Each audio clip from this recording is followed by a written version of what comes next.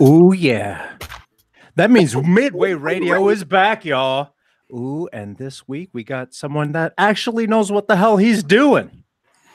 You guys, hang on. Let me get where'd my, here we go. Obviously, somebody does it. I have too many windows open. You guys, everyone, welcome Kevin Coval.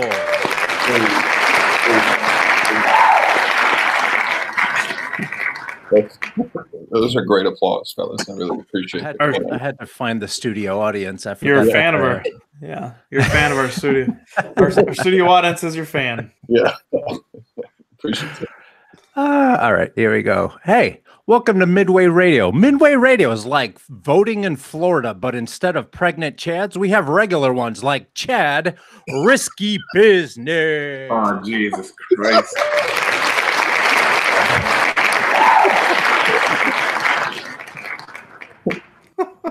Why? Oh. What's up, guys? And we have DJs too, like DJ Sean Doe. Peace, everybody. What's up? And I just realized that I forgot that to let you guys know that I'm Carlos Gomez. And with that, we also have a director by the name of Ryan Brockmeyer. What's up, everybody?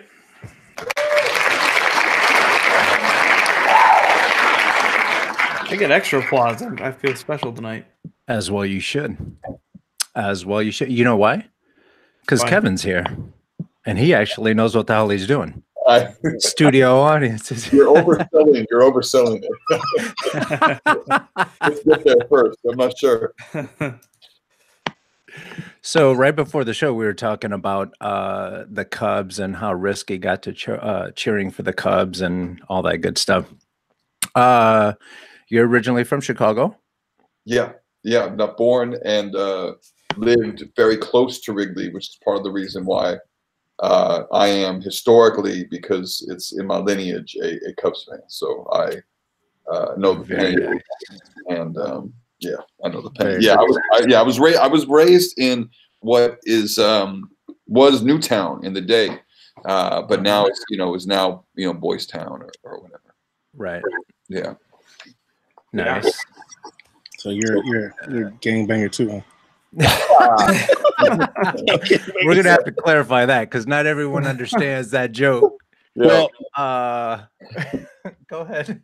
Yeah, no, I'm just saying. Right, you jumped in. Chicago's so split by sides. Like the baseball team seems like it's split by sides.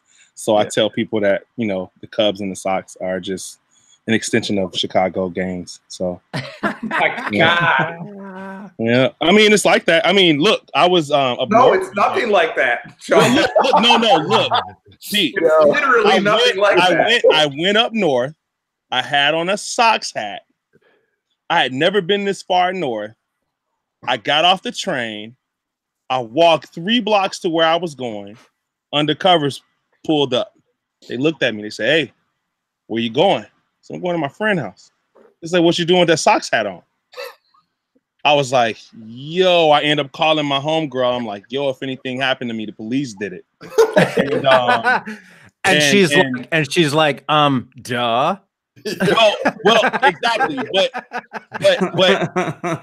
this is when I officially was like, yo, like I have to figure out if I can wear a Sox hat up north. Like I worked at the Metro for years and I wore a Sox hat and they literally would walk past me trying to start stuff, which okay, so you're talking about idiot fans, and I will say that's true and that happens.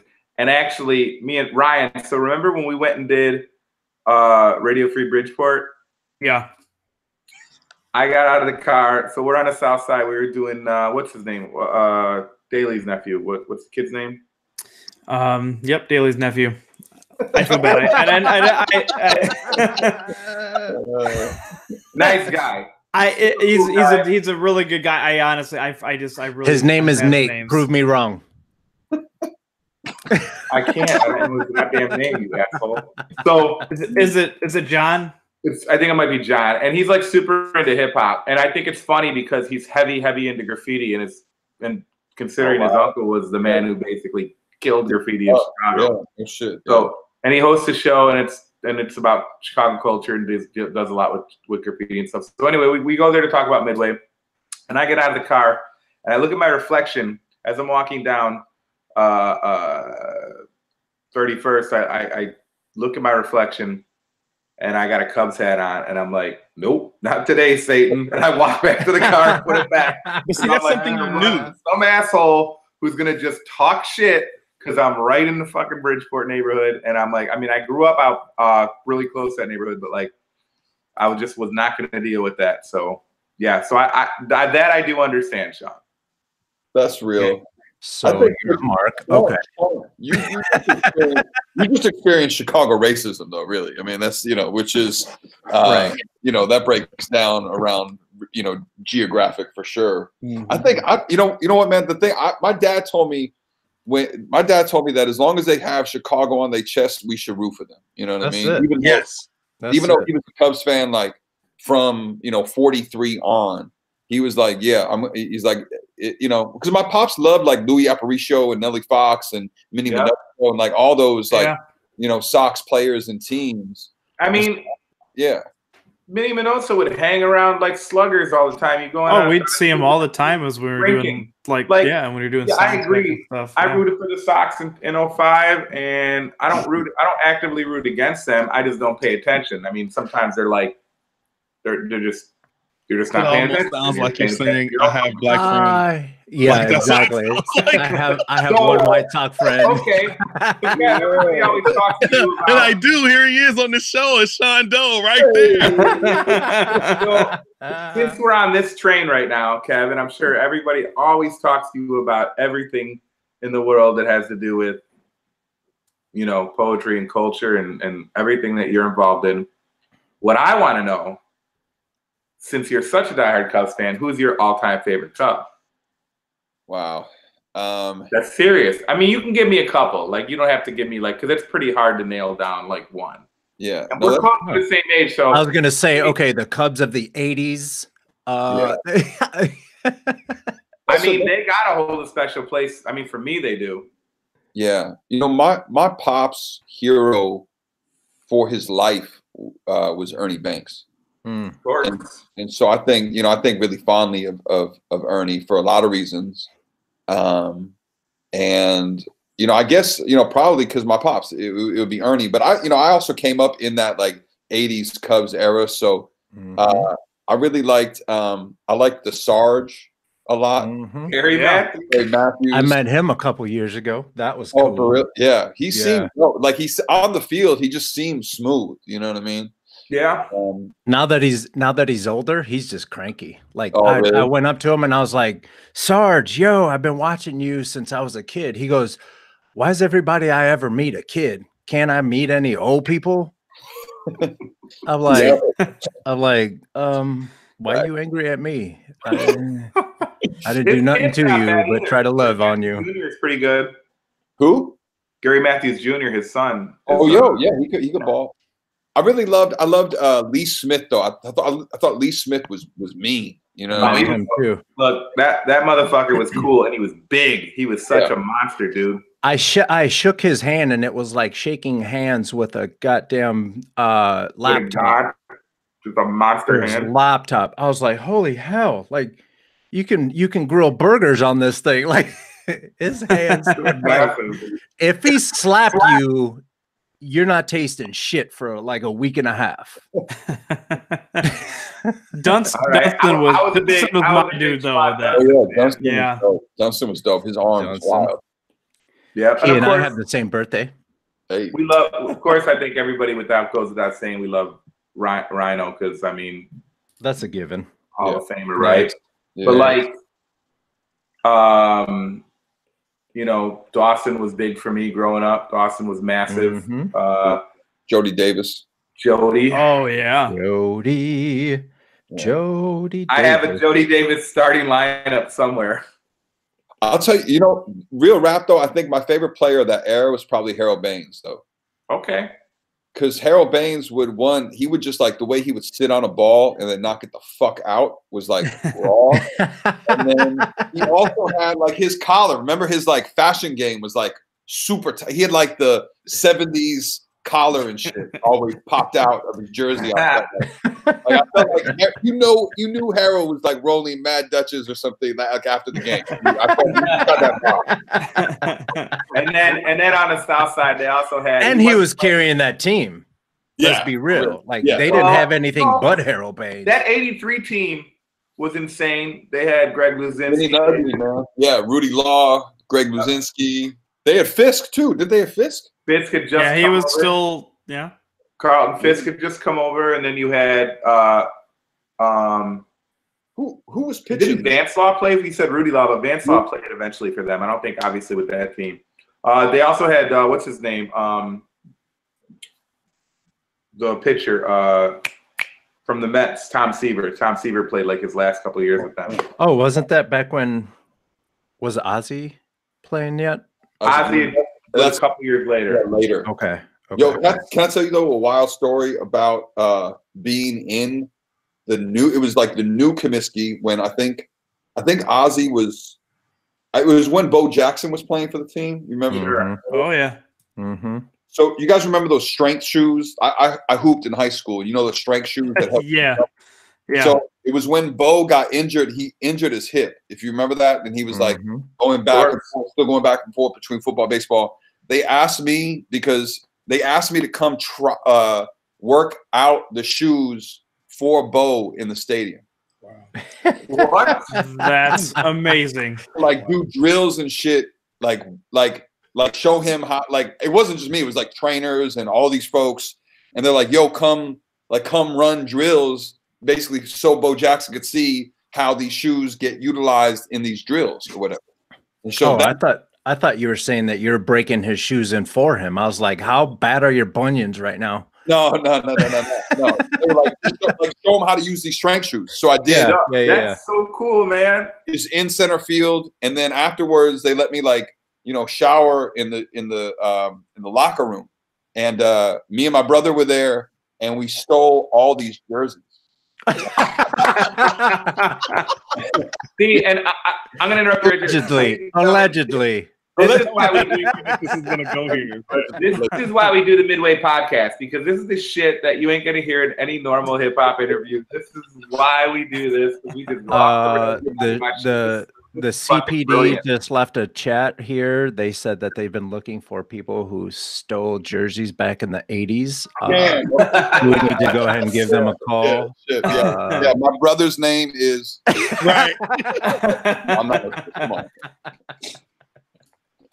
Oh, that's fucking epic. I love it. That's amazing, and then I don't think that's anything that any one of us probably wouldn't have done at the time. But just the fact that you were there doing what you were doing with Bo Jackson, who at the time, injuries aside, was the best athlete in the world and is still considered by many to be the best athlete ever. Right. That's a dope story. That's cool. A real dope story. But I cut you off before you could finish because I can't control my mouth. Oh no, that was the story. Yeah. Oh, okay. Yeah. I'll tell you what. Another great white sock to me, and it's a great white sock. I guess White Sox. It's an X. White Sox player. What are you from? Champagne. White Sox White Sox player. To me, Frank Thomas is not just a Hall of Famer. He's one of the greatest players that ever lived. And I stress that, and he's one of my favorite players ever. And I give so much respect to him because he did. And it's so fucked up that we watch baseball in this era where all these people cheated. And I don't give an ounce, not 1 ounce on the fucking steroid era. I know people are like, oh, as a matter of fact, I prefer it. The whole league did it. I hate. I feel like that whole era of the game was fucking ruined by them. It was what it was, but I think they should never be allowed because you had people like Frank Thomas, who was natural as fuck and did everything he did, and a player like the Kid, who was probably the best baseball player I'll ever witness in my life. Ken Griffey Jr. to me is probably arguably the best baseball player I'll ever see. And how many best baseball players ever are you going to name right now? Well, You know, all around, I'm saying, well, I said Frank Thomas is one of, but I think Ken Griffey Jr. is the best baseball player I ever seen play baseball.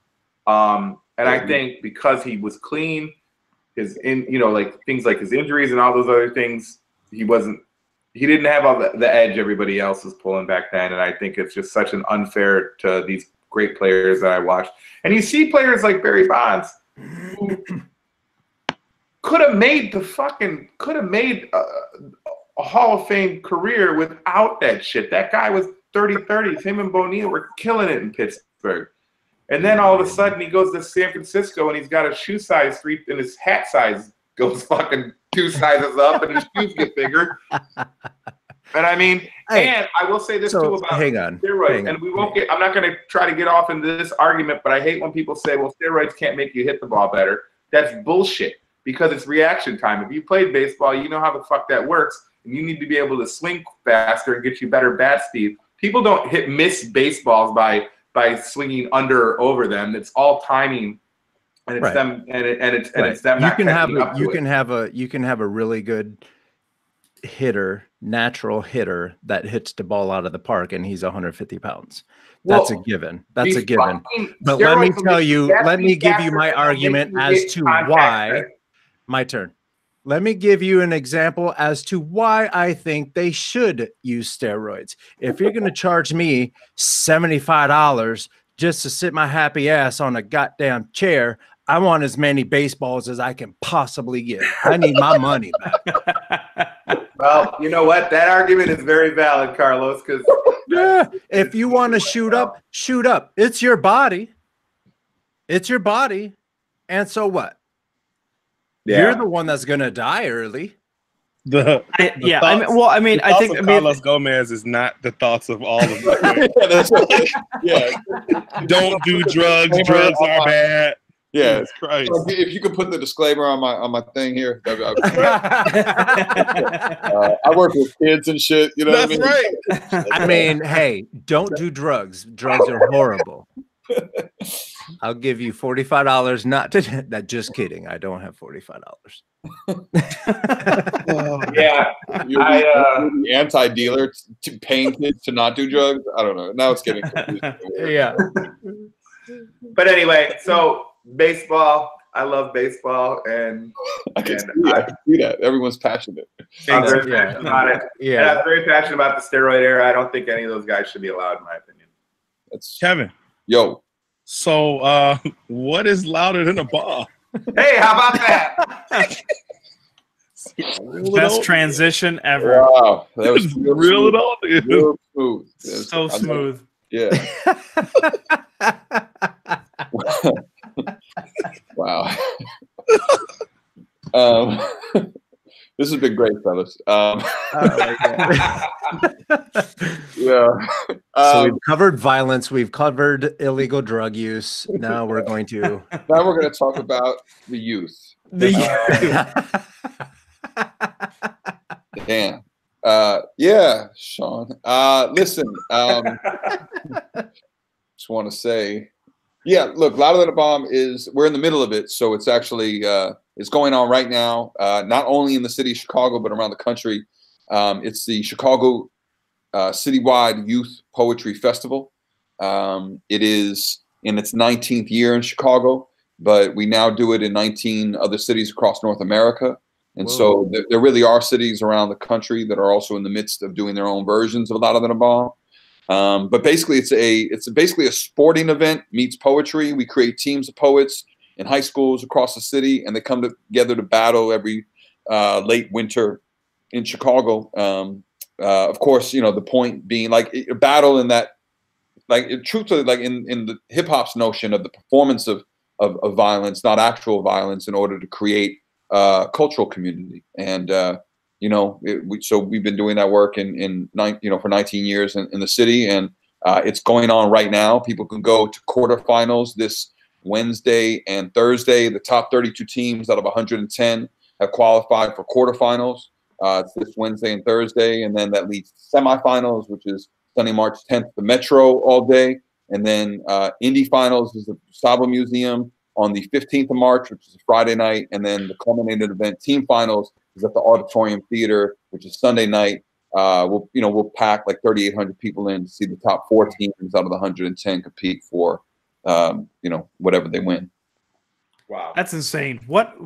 So yeah, I was just gonna say it's got to be coming up close to 20 years now that you've been doing this. So, 19. At what point did it kind of start going national? When did it like really blow up? Yeah, so we had there was a documentary that premiered in 2010 by the same name called Louder Than a Bomb, and it followed a bunch of the students in the festival that year and kind of told the story of the festival from their perspective and the perspective of their teammates and communities. And once that film got into the film festival circuit and then started to premiere around the country, and it was also on Oprah Winfrey's network, we started to get very quickly the question from young people, particularly and educators in an audience, like, yo, that's cool. Y'all do that in Chicago. What about here? And, I think all of us, myself included, were such Chicago centrists. We were like, huh? And they're like, yeah, that's cool that you all do that in Chicago, but we got young people here. We got schools here. Like, how do we do that here? And I'm like, oh, fuck, okay. And so we started to then build a program of how to share the way we educate and organize here. We built a plan and a packet that I call How to Build a Bomb. People don't like that title, but that's what I call it. Right. It's kind of cool, though. Yeah, it is. It is. Until you talk about the program in an airport, and then security holds you, and then things happen. Deadass. I mean, first of all, the reason why we named it Louder Than a Bomb is because we called it that, obviously, for the Public Enemy record. Mm-hmm. And we also named it that because our first festival was a few months after September 11th. And so we were trying to counter that moment of hysteria and criminalization of brown people around the planet. Also, the city of Chicago was trying to lock up young people of color for hanging out in groups of more than one with their anti-gang loitering law, which is also whack and against the First Amendment right to assemble. But we've never had a problem in 19 years. And then this year, our production director went to California in the middle of the festival with our hoodie on and got stopped by TSA. And they were like, wow. Ma'am, da-da-da. She's like, I know, it's a youth poetry festival. They're like, yeah, come with us. So, wow. She's good. She's safe. She's good. Everything's fine. If it makes you feel any better, late last year, I got held in a holding room for 2 hours because my name is Carlos Gomez. Right. Yeah. That's about it. That makes me feel worse about the country and bad for you. Yeah. I wasn't wearing no hoodies, nothing. Right. Just a flying wild Latino. Yeah. That's gotta be pretty cool though. That's gotta be pretty cool though that people actually reached out to you, to want to get your help and your input on creating those things instead of just doing their own kind of half-assed copycat version of that. So that so you're able to actually expand your brand, your guys' brand with that, and have a Chicago touch on that many cities though. That had to be pretty cool. Yeah, no, it's cool. And it's a beautiful, it's a really beautiful and humbling thing to see. I spent a lot of time in the cities working with the organizers, the educators, the young writers, and to see how it's growing in these other cities is really powerful too. Part of what we're trying to imagine is what is a more collective national conversation look like between all these cities. Like, we try to bring people together to Chicago a few times a year, but I also really want some of our young people to be able to go to, Miami or to, Tacoma, Washington, or Nebraska, or, Cincinnati, or wherever the festivals are happening, Detroit even, and also be able to peep what's happening in those cities too, to not only hear their peers across the country, but also, of course, to have that opportunity to travel and see what other cities are like too. For sure. Yeah, that does kind of lead it into or led into my next question, which was kind of like, now that it is growing and it's becoming this thing, is there some other things that you weren't able to do maybe because it was smaller, or just some new ideas that you've had now that it's getting bigger? Anything that you want to do or that you are working on? Well, I mean, I would, there's the work never stops, and we have 110 teams in Chicago, but there are over like 180 some odd public schools.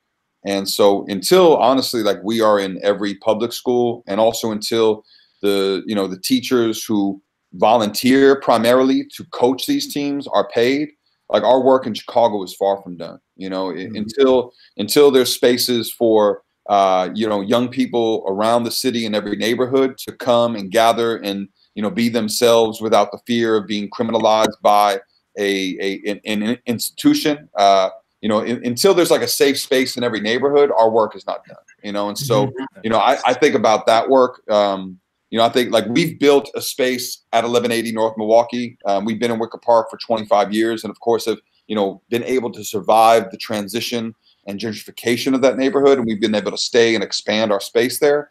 But we want to build, like, our space is small. We want to build similar cultural spaces for young people really in every neighborhood in Chicago, so that's locally focused, and that's kind of, I think, where the next 20 years will be directed. And I think nationally, I think that every city in America could bring its young people together in this way. And so some of the work I've been doing over the last 5 years is really about speaking to folks who think about urban planning and mayoral conferences and people and education boards and shit like that, in order to promote this idea, which I learned going to house parties and hip hop parties in Chicago, is that the freshest democratic space is the radically diverse, inclusive cultural space. Yep. And that's what we're trying to do in this current iteration via, this spoken word competition that really is a larger community organizing idea and principle, I think. And I think it's really helpful. The more people you go around and you meet, the ones that are always the coolest, the ones that will sit and talk and have good stories and are open to more than just the people that they look like, it's those people that get a lot of traveling done. And I think that's important. What you guys are doing is actually trying to get these kids out of their own little neighborhoods to experience other people. And that's what's going to that's literally what's going to make America great again, is that exposure to each other and the understanding that even though we look different, we still kind of want the same stuff. Yeah. I mean, and of course, America's never been great, right? But working on it. Yeah, and I think I agree though. I think like we live in a time of deep division, and I've been thinking a lot and saying a lot that we live in a time of radical unlistening. And part of the work of this festival is to bring people together who are from disparate spaces and give them the opportunity not only to speak, but also, as importantly, if not maybe sometimes more importantly, to listen to one another, particularly stories for people who are not them. Yeah. So yeah, I definitely I like wholeheartedly believe in that work as like a life mission. That part of what we absolutely need to do is to kind of like bend into the story and not only the stories of people who are like us and think like us, but more importantly, we really need to hear people who might not agree with us, and particularly people who don't come from the places we come from. Right. Yep. And actually try to understand what their side of the story. Yeah. Well, empathy is like I think one of the the biggest things that we could. Empathy is something we could kind of progressively learn. So I think that's one of the things that we certainly hope that young people are garnering in the festival. I thought I had cut Ryan off, and so I was going to give him a chance. You did not? I didn't? All right. No. Cool. So when you were a kid, what was it that set you on your path to become a poet and an artist and an educator. And yeah. I just wrote this essay for the American Library Association book list, which is hilarious to me because as a kid, I was a bad student. I barely made it out of, basically my academic career started to go downhill from 5th grade on, you know? mm-hmm. And in high school, I hated poetry because of the way that it was taught. And I also was like very deeply dissatisfied with the, you know, Eurocentricities and white supremacist ideologies of my high school teachers. And the reason why I knew that is because of hip hop, you know? So hip hop sent me to the library and sent me on a path to essentially, like, you know, hip hop is the ultimate call and response culture. It gives young people, y'all, I'm speaking literally to the choir here. I know y'all, you know, talk about this and think about this often, but you know, hip hop basically had me in the business of wanting to represent my own stories. And even before that, I think deeply invest in countering those whack and dominant white myths about how the country was made. And I knew that because, you know, because Run DMC had a song called I'm Proud to Be Black. And, you know, we didn't, like, you know, we read about Malcolm X in the history text. Jesse Owens broke records, Ali broke necks. Well, we didn't read about Malcolm X in my history text. And so I had to go to the library and then first and foremost, read Malcolm's autobiography, which was in the same section as Lerone Bennett Jr.'s Before the Mayflower, History of Black America, which was in the same section as Howard Zinn's The People's History of the United States of America, which then, like, remarkably was in the same section as an anthology edited by Dudley Randall called The Black Poets, which came out in the 50s on his Detroit-based Broadside Press. But it was that book that I read when I was 16, where I was able to read on the page Don L. Lee, later changed the name of Hakeem Adabudi, Sonia Sanchez, Nikki Giovanni, Mary Baraka, Jane Cortez, Miss Gwendolyn Brooks, I read for the first time in that anthology. And particularly reading, you know, at the time, Don L. Lee, later Hakeem Adabudi, like, I thought I was reading the Sources hip hop quotables. You know what I mean? Yeah. Like when I, like, cause this is, you know, this is that era where there was no computers. Right. And the only way you would see the lyric printed was in the source, or the only way I saw it was in the source. And so, you know, I read the source, you know, I read the source. I loved lyrics. I was interested in history and poetry because KRS-One called himself a poet and a teacher. And then when I read the Black Poets in that anthology by Dudley Randall, I was like, oh shit, these are the folks who did it before this. And I was like, why have I never heard these people? And I got super, reading those 4 books in succession, I just went into the classroom to battle my teachers. And, you know, eventually, like when I was 19, thankfully, like that's young, I feel like, to know what you want to do with the rest of your life. I decided I wanted to be a writer.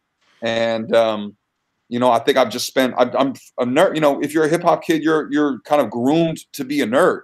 You're groomed to dig, you know, into what interests you. It's the process of a forever self-education, you know, where you really like do your diligence about finding out, about becoming obsessed with the shit you want to find out about. And, you know, that's kind of what made me want to do anything, you know? It's amazing how hip hop birthed you. Oh man. I really appreciate that, that you give props where it's due. And I could not imagine if the powers that, and I can't say the powers that be, but the powers that control hip hop now, if they would have been like, then like, oh, we can make money off this, and what they would have done with it then, and how you wouldn't have had this thought of looking up or knowing what, you know, what to look for if they would have got their hands on it so soon, you know? Yeah, no, you know, man, I so much of how I think the biggest intellectual influence in the entirety of my life is KRS-One, you know, and you know, I like on edutainment, which I debate all the time with my people, that to me is the quintessential BDP record. It's at least the most important in my life. But you know, on that record, he says rap music is a tool to change the structure of racist America. And you know, KRS, he was going around the country lecturing at Ivy Leagues at that time, and they were chopping up his lectures at Harvard and wherever.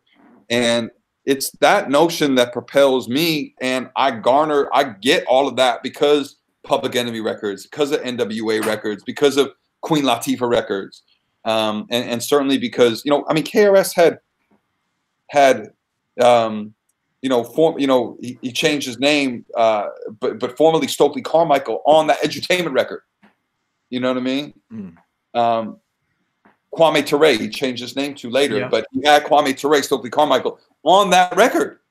And so those things were just, you know, I was a kid, kind of like I was, you know, 15 years old. Edutainment came out, what, in 89 or 90? 90, I think. Yeah, 90. So yeah, I'm 15 and 90. I mean, I'm already, of course, like, you know, into Criminal Minded and, you know, Blueprint. But for me, edutainment was the record, you know. Have you ever met KRS One? No, man. I kind of, you know, can I tell you? There's a book I'm kind of working on about him, or at least about his pedagogy and philosophy. I feel like I want to wait to finish it before I meet him. Yeah. Okay. I'm afraid of meeting him and it going like one way or the other. You know what I mean? Like like that becomes my man, or like he's like, yo, I don't fuck with yo. He's like, yo. Well, you know what I mean? Like it's for the kids, KRS One. Kev, I'm not gonna say I know him, but I've met him several times. Me and Ryan have been together. We've hung out with them on several occasions, and I actually you DJ'd for him. I got the DJ for him for a show. Wow, damn, where? Cubby Bear. Wow. How was that? I was scared as I think you could ever be. So petrified. And I've never been afraid to DJ in front of anybody or anything in my life. But I was legitimately fucking my stomach was like quivering. Yeah. Oh, that's I mean, first of all, was that show like 6 hours? I don't even, dude, I couldn't even, it was such a blur now. Like, B-Boy B has photos of it that I've been still waiting to see for 10, 12 years, but it was longer than that. It was like 15 but Risky years ago. still gets queasy. Man, it was so cool. And then another time we met him, we hung out with him. He invited us to go hang out at his hotel room, like with a bunch of people and just like discuss hip hop shit. Yeah. So we all just kind of sat in the fucking room on the floor, just like talking to KRS One. That's dope. No, he's a genius, man. I keep up with his videos now when he's talking about, you know, like particle physics and shit. It doesn't like I know he said some shit like, you know, recently that I don't necessarily, I think I have issue with, but, he's a genius, man, you know. No, he's you know, and again, we all can say shit and we can say good shit, dumb shit, and that's part of the life experience because you learn and we never stop learning no matter how old or what great things we've done in the past. But I will say, I think I'm pretty good at reading energy of people, and he seemed like a genuinely good human being. Oh yeah. If that means anything to you, because I understand because I've met a lot of rappers who I looked up to as kids, and either thought, and you know, it does go that way. It's either like, oh, that was a cool experience, or they really ain't shit, or that was terrible. Yeah. And I've had a couple that was fucking terrible moments. Yeah, I know, of course. Yeah. So wait till it's finished, brother. Cause but for real, all respect, like he called himself the teacher, and he was absolutely my teacher, you know, like, you know, and so I will be forever indebted. Like you have to respect the people who reared you, and you know, unknowingly, he was absolutely, I would not be the person I am if it was not for him and, you know, others, but he plays a central role in my maturation and intellectual development. You know, I think I remember when Love's Gonna Get You came out, that was kind of a game changer for me because I had heard story songs. We'd all listened to Slick Rick and things like that, but that was the first educational, insightful, legit story song that I can remember. I mean, I don't know if there's one that I knew of beforehand or that I had heard. I don't think anything had ever come out because all the other story stuff was like Slick Rick type stuff, like story stuff. Ice-T had a couple. Yeah. What's that? I said Ice-T had a couple. Yeah, but those weren't quite like, I guess, yeah. I mean, 6 a.m, right? But yeah, Love's Gonna Get You was that record, man. But I mean, it's. I mean, I can relate to a lot of what you said. I didn't grow up in Chicago. I grew up in fucking rural Illinois, and I've been in Chicago for over 20 years now. But in Chicago proper for over 20 years now. But you know, I grew up in a rural, 99% white neighborhood, and I can't say what it was about hip hop that drew me to it, or it got drawn to me, but at that time in the late 80s and early 90s, especially listening to that stuff and not, you know, I don't know, but maybe that's because I was listening to it in a different way, but I feel that now people listen to things and they take everything like very literal or very, you know, take it like a certain way. Like I wasn't, you know, I'd hear Ice-T or I'd hear NWA or something like that. I wasn't thinking about the glorification of violence or anything like that. Like I was fucking listening and becoming more empathetic to things, and I was being turned on to, you know, hearing all the Kwame Ture, hearing all those names that were being dropped in there that made me want to go and kind of explore and see that, holy shit, there's much more out here than what we grew up in that super real, true, conscious lyrical era, and that's just the era we grew up in, and it makes sense that people that were into hip hop really into the lyricists and into those guys, because really when we grew up, nowadays it's 99% party and club music, but when we grew up, hip hop was very, very, very few party. I mean, there was their stuff, but it was mostly like more conscious, educational, more lyric based.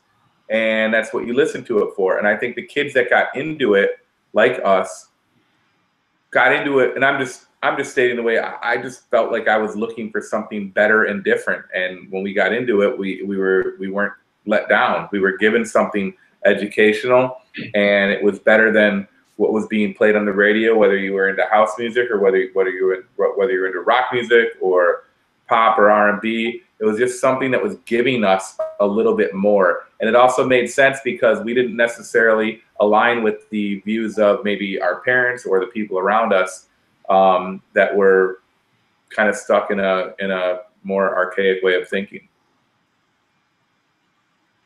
Yeah. Yes. Yeah. I'm kind of glad I didn't have to go through that stuff. I know, but hey, and Sean, I'm gonna go out on a limb here. You and I can be that voice on the other side of that argument that say, and it's not even that we don't like white people. We enjoy white people fine. You got your white friends, perhaps. Maybe, yeah. Like I got a couple. Chad, I got a couple white friends. Maybe you know looking a at Swedish guy. I got a couple white friends. But I mean, hip hop has always been all inclusive. It has always been. I'm gonna tell you something about people of color. Because we have been where we have been in this society, I think we've always wanted to be accepted, I guess. And whatever we did, it really wasn't about separation. Right. That's why hip hop invited everyone. You know, here's the story about, you know, living in the projects and rats and roaches and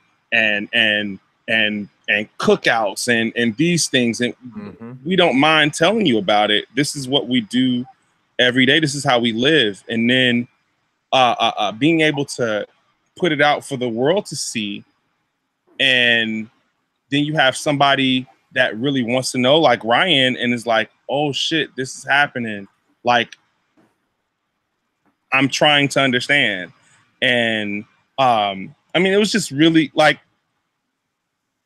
it's just really cool, man. Like, just hip hop in general. Like, I'll always tell people that it's my religion. Like, it's my first religion, you know? Mm-hmm. So, yeah, it's just cool. So but it is the culture, you know, as Kevin said, he used the word reared, which is very true. Yep. It is the culture that reared us. Right. Yeah. Right. You know, I mean, and especially if you grow up in Chicago, in New York, in these big areas, like when I tell people not only how many kids I went to high school with, but how many different kinds of kids I went to high school with. I used to get invited to dinner at Assyrian households, Indian households, Black households, white households, places that I didn't even know had their own land households. Like, where are you from? Like, holy crap. You know what I mean? And so when you experience that and you can tell the story about it, people are like, oh, okay, maybe those folks aren't quite so what the news just got done saying. Well, it's kind of crazy too, being in Chicago, like as a Black kid that was born on the West Side and grew up on the South Side. I didn't experience, like, I didn't have any white friends until after college. Like, I had one in college. He was cool. But he was light skinned. Well, no, he was definitely white. But it wasn't because I didn't care or didn't like white people. It was just because I lived on the West Side. There were no white people on the West Side. I lived on the South Side. There were no white people on the South Side. No white people went to I went to CVS and Muhammad's University of Islam. You know, there were no white people there. When I came home, that's when I got all my friends that were of every color. And I never had an opposition. Like, it was never like, oh, you know, hate a certain person for anything. It was just my world wasn't open to them. I wasn't downtown. I wasn't up north. To say that I didn't help that. Say it again. I'm saying, is it fair to say that hip hop is what helped you open? Well, what I'll say is that I think if I didn't have hip hop, because my parents taught me well, I think I would have been open to people being having friends, because I mean, I just wasn't around them, or, you know, they didn't come. But what I will say is, because hip hop is so accepting of everyone, it was easier for me to meet people through hip hop. So like, I met you guys through hip hop. Most of the friends that I do have that are of different or of other colors, most of them I have is because of hip hop. So, and like me and you, we met through hip hop, but we're not just acquaintances. We've worked together for years and years and years now, made money together, broke bread together, did all that. We're friends. Yeah, I guess you can say that. It all depends if Sean. It all depends if Sean wants to eat at the same. It all depends if Sean wants to eat with us or if he wants to get his food to go. Oh, Sean's the worst. Don't ever go eat with Sean. Sean Doe is the biggest dick, because he'll go, hey, let's all go out to eat. We'll have a meeting. Let's talk about it. And this dude will be like, cool. And then he'll order food and then pack it up and take it to go. You know what? This show is not about me. I got my brother Kevin on here. We went to Chipotle the other day, and he goes, I think I'm just going to give it to go. And I said, no, you're not. You are going to sit here and eat this goddamn meal with me. He did, too. You know what? I literally said, you were going to fucking. At least I don't ask people to bring buns by the house. And then I was going to say, hey, Sean, I was going to say, whatever you do, don't go through the drive-through with Risky. Oh, yeah. No drive-through is Risky. No. Uh-oh. No, let's not discuss this. Let's not talk about this. Nobody needs to know about my drive-through rage. Shots fired. Oh, damn. I may or may not have a problem sometimes with people being rude in the drive-thru and have done some things. And so Kevin, I follow your Instagram and I see you post a lot of like artwork, like graffiti. Yeah. What I want to know is did you ever do graffiti?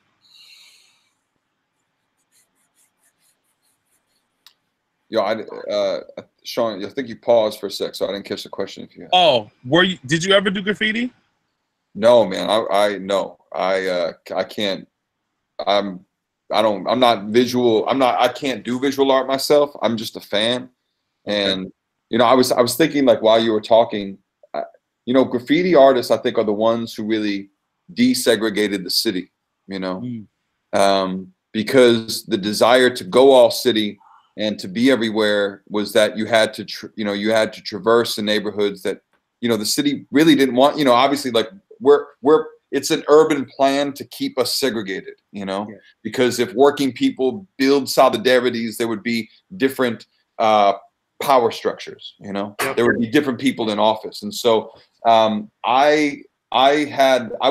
loved graffiti from the first moment I saw it, and I saw it for the first time when the late night airing of Style Wars aired on PBS in like 84 or something like that, 85 maybe.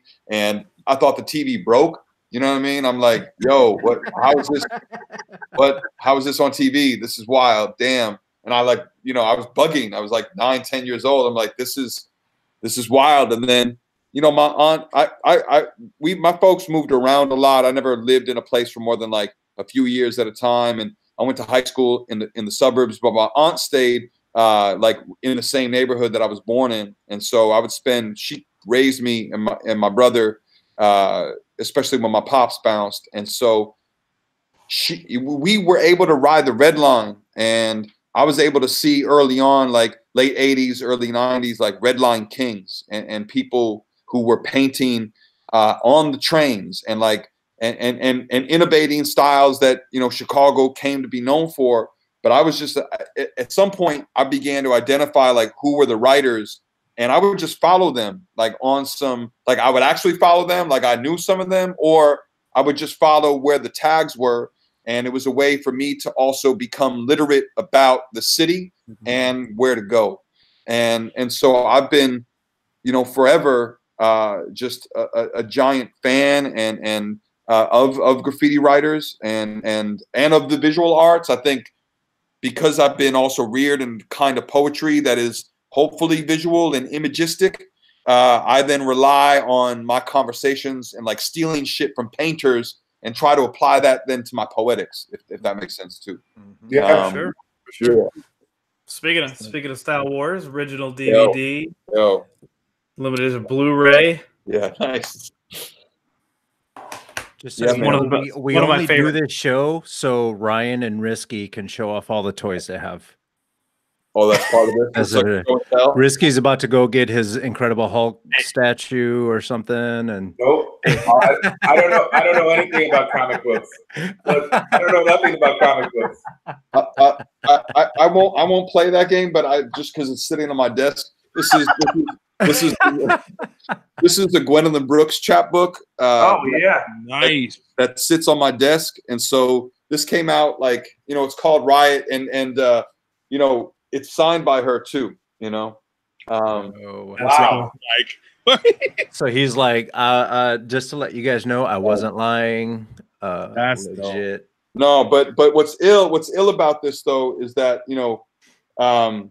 it sits. I have it facing. This came out in like '68, but I have her picture facing me on my writing desk. I'm sitting at my writing desk right now, and you see like the look that she's giving is basically like stop fucking around. You know what I mean? Yeah, better get it right. Yeah. Like get to it. Like why you better get it right. Right. You better sit that ass down. And so that's what greets me every morning at 7:23 when I sit my ass down and try to do my work. Dope. For the record, Carlos, Risky shows off about 10 times more than I do with things. Oh. What are you talking about? Back to that. I'm not even close to arguing that one. However. But Sean, I love how you're also in your art bunker right now, though. I feel like you're like in like the secret archives and shit, you're like, oh well, you know, what it is. I mean, it's interesting. You like art, but I mean, do you have, you know, as I do currently? I'm from, you know, this is my vaults. This isn't even what's in my house. It's just That's right. That's right. Yeah, exactly. I see you.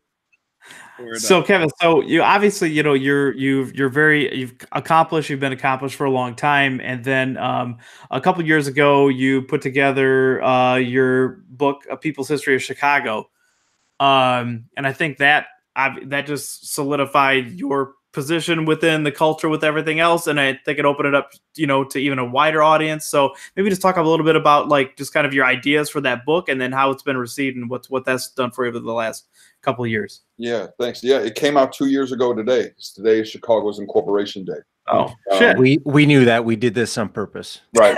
Happy anniversary. Hey, appreciate y'all.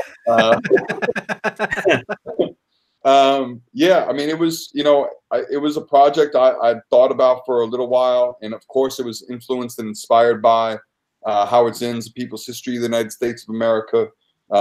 My press, Haymarket Books, started because Anthony Arnove, one of the guys who started the press, was Howard Zinn's literary agent. And, you know, Howard is a, you know, good, you know, white leftist and ally, I think, and engaged in a similar counter narrative that I myself have been reared in part because of him. And so I wanted to do something similar, but for Chicago. And I'm not a historian, I'm a nerd and a poet. And so I did it in that format. There's 77 poems in the book. It's over, you know, like over 425 years of history.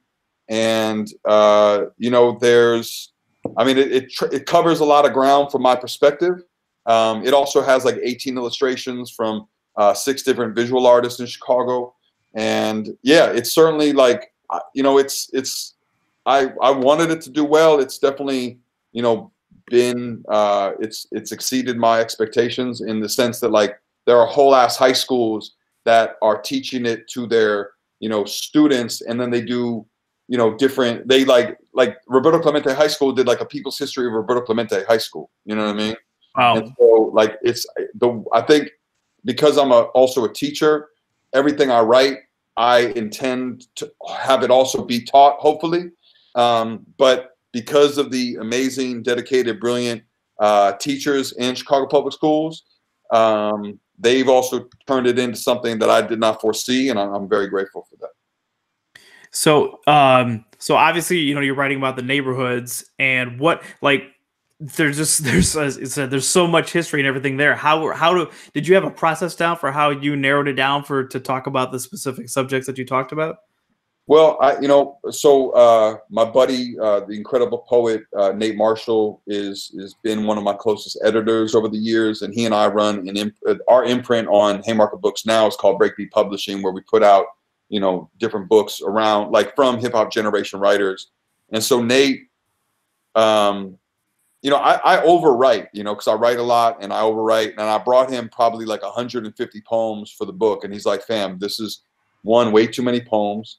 A good 50 of these joints is whack off top.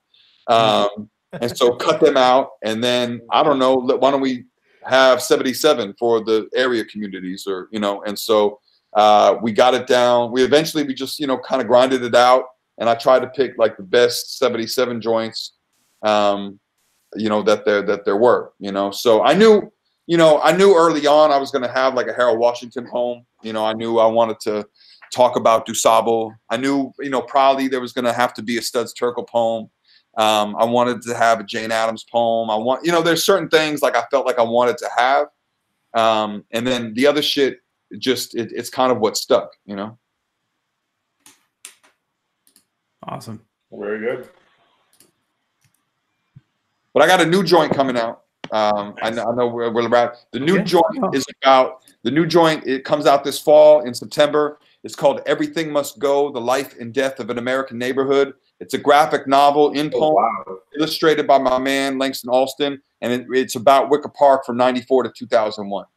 Oh my God. That's wow. Awesome. Okay. So it's, you know, it's kind of, I live there, and it's kind of about, you know, it's about the Mad Bar, and it's about the hip hop scene, and it's about, you know, raves and drugs and house and all the people I know who are not there anymore, you know, and you know, I still work in the neighborhood. I can't afford to live there, but I'm the last person I know from the neighborhood who I knew there. And I was on the block every day. I was on the block. I was on Milwaukee Avenue every day, you know, and because I would, you know, I worked in the neighborhood and I would like hang out in the neighborhood and I would go to open mics in the neighborhood. And it's really just wrestling with like what happens when a neighborhood changes, like what happens when, you know, a place transforms into something that is unrecognizable to people who've been there. And, and that was that era, man, 94 to what, 2001, you said? Yeah. Yeah. Wow. I kind of use the Real World house as like the grave marker. You know what I mean? If you remember that, and when the billboard was shot in that neighborhood and people protested, you know? I forgot that happened. All right. I remember that. Like, damn it, MTV, you ruined everything. But I got for real. I got a Sharkula poem. But it's at the time, if you know, he was called Thingamajig G. You know, so I got a Thig poem in there. Anacron gets mentioned. Shadow Master gets mentioned. Shadow Master gets mentioned every week on this show.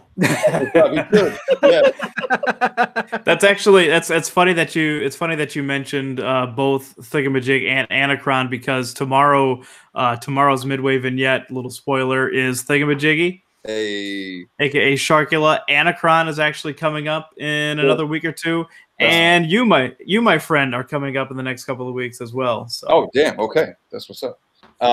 Yo, Anacron is where? He's back in LA? Where's he at? I believe he's still in LA, yeah. He's in LA, but he'll be home soon. I think he's coming home soon for just a little bit. But shit. Okay. Yo, if you talk to him, man, please tell him I say what up. I think very fine. He was one of the first dudes who, when I got back to Chicago, he was one of the first dudes who, like, his cosign meant a lot to me as a young artist. You know what I mean? For sure, yeah. Anacron's really cool people, and one of the few. It's like, you know, when we talk to people about Midway, and you know, we want to, you know, part of the thing is not just interviewing and getting the stories, but we also want to, you know, we're creating this archive and, you know, and all this data and all this other kind of stuff. So we're asking people what, you know, hey, what did you do? What were your disciplines? What did you do? And of course, it's hip hop. So anybody who ever, you know, tagged something in their book or something says they're a graffiti artist and stuff like that. So we're like, we want to, you know, what were you known for? What was your main stuff? And I think, you know, we can all say Anacron is one of the few that can actually put down about 10 different things, and it's legit. So yeah, true b-boy, you know, true b-boy, like all elements. Truest. You know, him and Raven, you know, I feel like are the truest of that's what I think about when I think about, like, you know, that, you know, in some ways it's like you think of like it's like back to when we started, it's like they're like the Willie Mays of the shit. You know what I mean? Yeah. They do it all well. You know what I mean? Right. That's great. Super Raven LP. Yep. So yeah. So how long have you been doing Corner Store podcast? Our podcast is now over a year. Our year anniversary was like November, like around Thanksgiving. So, you know, we drop every Tuesday. We put out a new episode called The Corner Store. I co-host with my homie Tara Mahadevan, who's a hip hop journalist from St. Louis, but has been in Chicago for the last bunch of years. And we interview, you know, folks from all disciplines. It's certainly like hip hop centered, but, you know, we get into politics. We have a lot of different folks on. But it's kind of a space for creatives from around Chicago, around the country, around the Midwest, to talk about their practice and the work that they make. That's really cool. And that's through WGN, right? Yeah. It's on. It's through WGN, and so it's on their website. It's also downloadable wherever folks download podcasts. But yeah, WGN has been really supportive. And yeah, we're excited for this year. I mean, we're kind of in our second year, and we're doing a lot more live events. And you know, we would love to have y'all on at some point, for real. Have you guys talk about the project and come in and talk about, you know, like the archive and what you all do. But yeah, it's kind of a space for that, to essentially like put people on. You know, I'm a big cheerleader of folks who I fuck with, and I fuck with like I feel like I fuck with like a lot of people if they do good shit. And so, you know, I'm just a fan really of a lot of what happens in this city. And I want to make sure people know about it, you know? Yeah, and that's cool, and that's kind of how we feel about it. You know, with Midway, with the project, and what we're trying to do with this podcast. You know, keep it Chicago, but there's many different ways that you can branch off of that. So, yeah, that's just all dope, dude. Hey, can you swear on this podcast? By the way, I should have asked that probably like an hour ago. But Yes. I just realized, I think you had that answer about 3 F-bombs ago. Not bad. That was all of us. That's all of us. Okay, all right. Cool. Fuck it. Right. Fuck it. We'll do it live. All right.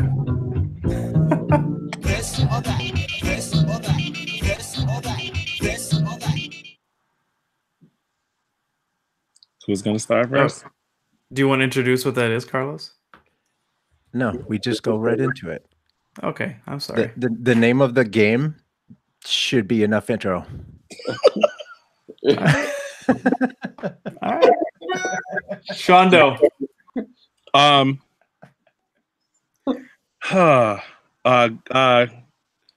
Between the elements, graffiti or MCs? This is a question for me or for everybody? It's this or that. It's just for you. Just for you. Damn. What? Damn. You have to pick one. This or that. And what happens to the other? Well, I mean, we burn it down. No, we don't burn it. All right. I'm gonna say graffiti. Good job. Man, if you don't stop leading the witness. Good job. That's witness tampering. Good job. All right, I got one for you, Kev. So KRS-One's kind of. I'm not gonna bring anything KRS-One because I'm not gonna do that to you. Okay. But we'll go Chuck. Good job. And we're gonna go public. Mm-hmm. Nation or Bum Rush? Nation. I feel you. Is that unpopular? I feel like that's clear. I'm a Bum Rush guy. I like Bum Rush a little bit better than Nation. Maybe just and liking an album's so personal anyway. But I just always like to see see where it's at. Oh, I'm glad that wasn't my this or that. Jesus. Oh, can I chime in? Can I chime in right now? Like, we have a friend in the chat room that needs attention. You remember how you remember how I said witness tampering? Al Tamper said, "Nah, it's Al tampering." That's a good one. I didn't want to give him bad props, but that was a good one. What up, Al? And what up, Cool Out Chris? Cool Out Chris. Hey, Cool Out Chris. Oh, that's a good one. Cool Out Chris has a this or that. Yo, Freestyle? Yeah. Freestyle or written? Wow. I mean, written. Freestyle is a game. I love freestyling, and I love people who freestyle well. But the written is a whole different. It's like improvisation comedy, or like an hour of well-conceived stand-up. You know what I mean? Fair enough. Two different things. Yeah. Unless you're listening to Juice, and then it's just. And then it's a toss-up. Yeah. Yo, shout out Cool Out Chris. Yeah. Chris and the lovely Amina. Oh man, I love them. Chris also, if you're still listening, man, fam, I really want Chris. I talked to Chris about this, but I want to do like a 90s hip hop show for the release of the book. And I want to work with Chris to make like a 90s like tape that come out now. You know what I mean? So Chris, I'm gonna be reaching out for real. Excellent. I cannot wait for that. That's gonna be dope. I have one real quick. Ow. I don't have no facial hair, but it's getting pulled by this microphone. Would you rather host a podcast or host a poetry competition? Podcast. Easy. Easy. It like yeah. I've been hosting poetry competitions and slams and events, and they're cool. But I love talking to people, just one-on-one. Yeah. Or with, just like in a smaller space and like really getting into stories. Yeah. And, don't get me wrong. Like I love the other work, but like I came up listening to people just like in close proximity, you know what I mean? And so I like the intimacy, and like the little tangents that a conversation can go naturally. So. Mm-hmm. Chris, by the way, says, let's do it. Hey, so, wow. There we go. Fast. All right. That was easy. Midway Radio gets things done. That's right. No, that's my man. He's helped me on like most of the books that I've done. He's done tracks for it. I've recorded in his place. I love that dude. I love his family. Yeah. Yes, absolutely. Yeah. As do we. I am going to bring it back to KRS-One and Boogie Down Productions, though, since you mentioned, so you mentioned Edutainment being your favorite, which was honestly it wasn't my first introduction to KRS, but that was the album that definitely got me into Boogie Down Productions. I didn't get as much into Criminal Minded, the first 3 albums before then. But that being said, after that, By All Means Necessary or Ghetto Music? That's tough. I think Ghetto Music, because is that Why Is That is on that record? Yes. Yeah. And so for me, Why Is That was probably the most important KRS record, because on that he talks about Moses and Abraham being black. And I would kick that to my rabbi when I was also trying to be bar mitzvah. And so we had a lot of discrepancies in the, in some of the etymology from where Jews came from. And so KRS fueled, a lot of the battling I did with these very racist rabbis. Can I, and this is a question for basically whoever wants to jump. Every time I do any kind of research, whether it's on religion or race or just history in general, did those folks making all those decisions to try to hide the fact that who is who and what was what, did they not think that we were going to read the shit that they were writing? You know what I mean? Yeah. Like, come on, son. Like, and now, I mean, I get it. I get it that you could never see the internet and what the internet is, but you're legit writing things. You don't think people gonna like cross-check? Like, they didn't think hip hop was gonna exist. Well, that's a good answer. Yeah, for real. The Romans were pretty audacious, man. I don't know. They had pretty big egos and shit. So I think they just assumed we were just gonna accept it and walk away. Right. They're like, we're going to conquer and fuck everybody. Yeah, that was their thing. Literally. Yeah, that's what I'm saying. Yeah. He's like, did I say that? That's 4 F-bombs. Okay, we'll do it live. I don't even know how much. I think we're at 3 or 4. Okay.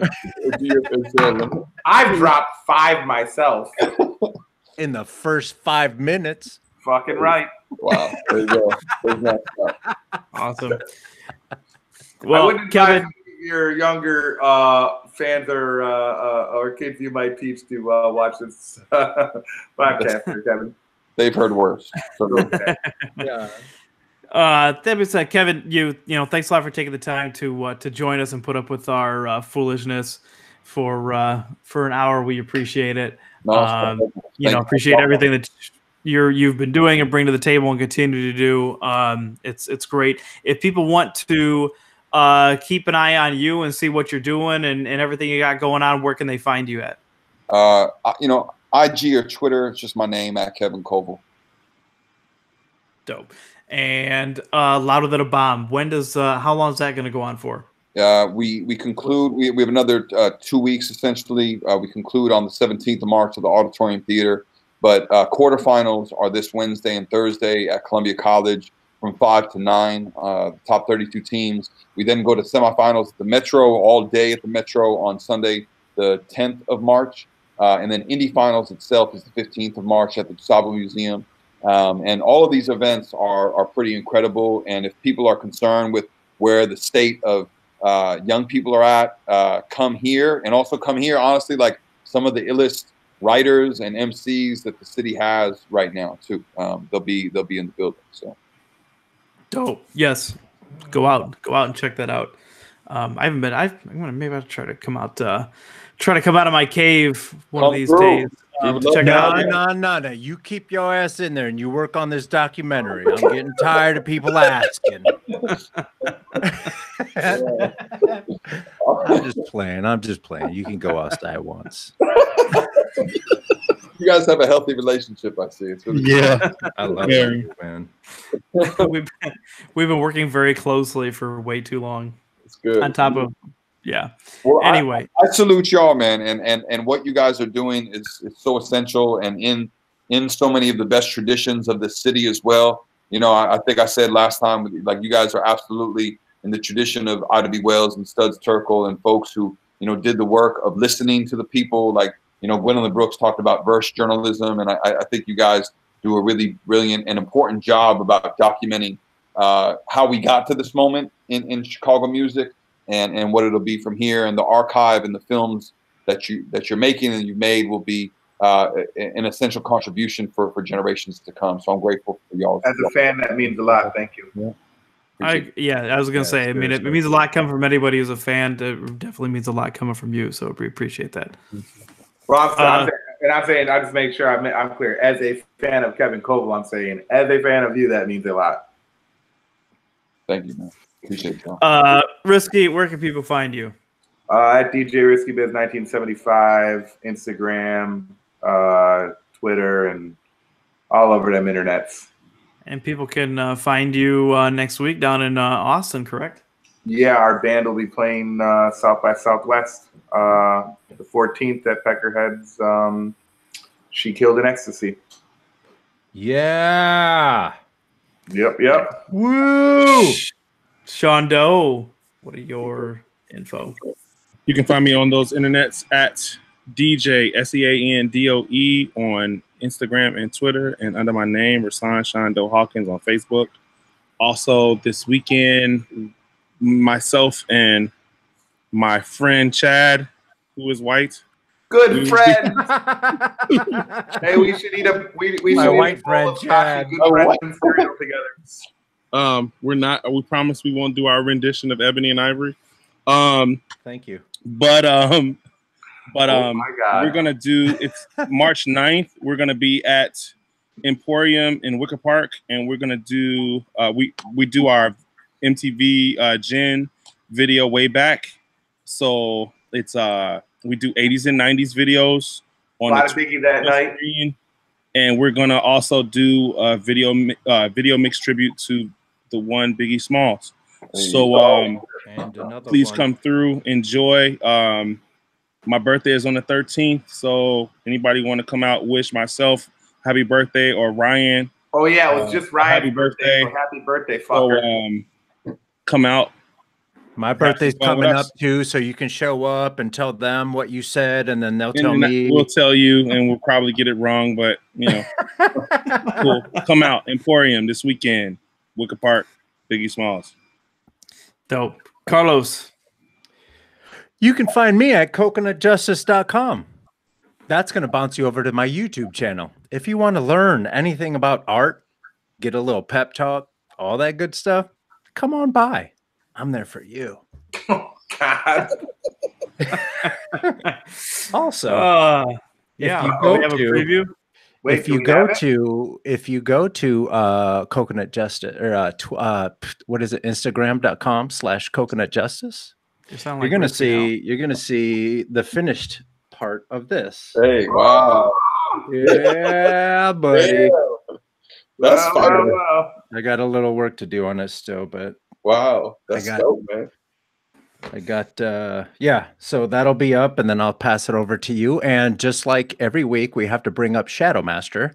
You can use it to just what Shadow Master did. He made pants.